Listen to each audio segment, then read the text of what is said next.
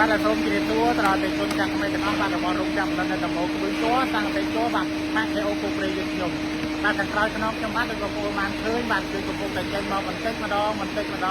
ងម៉ាស៊ីនបាទគឺយើងកំពុងតែផលិតបាទនៅគួយជួពណ៌មកុដបាទជូនអតិថិជនយើងឲ្យគាត់បានធ្វើការកំងបាទគឺពណ៌ស្រស់ស្អាតមែនទែនបាទគឺយើងចេញពីម៉ាស៊ីនបន្តិចម្ដងបាទគឺជាផលិតផលបច្ចេកកម្មជាស្តង់ដារប្រទេសអាល្លឺម៉ង់ផលិតនៅក្នុងប្រទេសកម្ពុជាយើងបន្តបាទជាស្នាដៃកូនខ្មែរបាទហើយរោងចក្រ KO យើងមកទីឈរជើងនៅក្នុងប្រទេសកម្ពុជាជាង5ឆ្នាំហើយបាទតាំងពីគេអត់ទាន់ស្គាល់ក្បួនជ័រតាំងពីជ័ររហូតដល់បងប្អូនជារដ្ឋខ្មែរយើងបាទតាំងតែមួយប្រទេសបាទគឺគាត់ស្គាល់នៅក្បួនជ័រតាំងពីជ័រហើយគាត់សួររកនិមិត្តសញ្ញាម៉ាក់ KO គោព្រៃតែម្ដងជានិមិត្តសញ្ញាបញ្ជាក់ពីផលិតផលស្នាដៃកូនខ្មែរ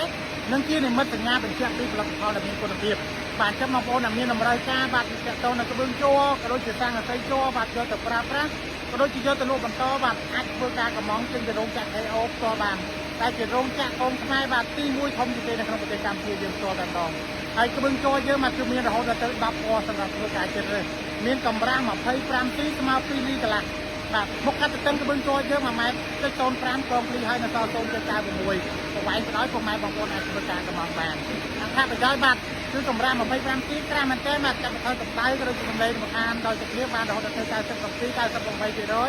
ងាយស្រួលប្រក់ងាយស្រួលដំឡើងបាទប្រើដៃជ្រុំតិចចំណេញពេលវេលាពលកម្មហើយអាយុការប្រើប្រាស់ជាឆ្នាំបាទសម្រាប់ពុកម៉ែបងប្អូនបាទដែលមានតម្រូវការបាទយកទៅប្រើប្រាស់ក៏ដូចជាយកទៅលក់បន្តបាទអាចធ្វើការឆាតជោគជ័យបានឬធ្វើការទំនាក់ទំនងបាទតាមរយៈលេខទូរស័ព្ទដែលមាននៅលើវីដេអូស្រាប់បាទសូមអរគុណបាទសូមជម្រាបលាបាទ